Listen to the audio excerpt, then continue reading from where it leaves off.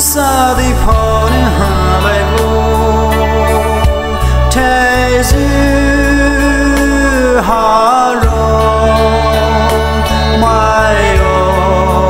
khaipa jisu hare Thaiyu chove lo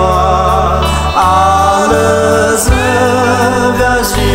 lere Livealai motige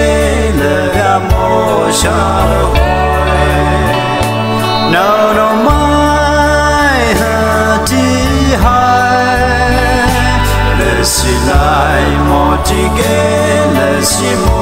shalouhoe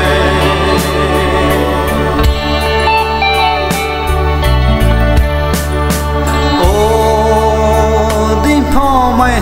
naiteithe kheihao biibai Shona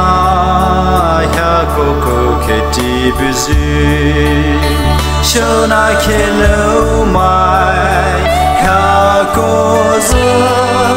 Poumai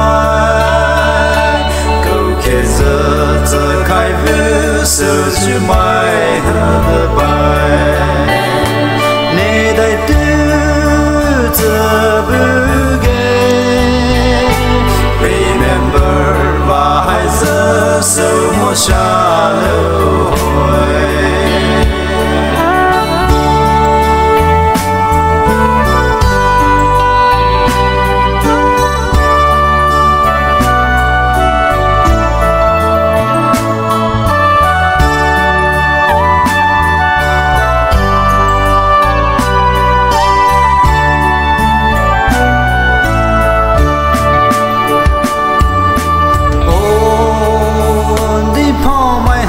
chove pulou-a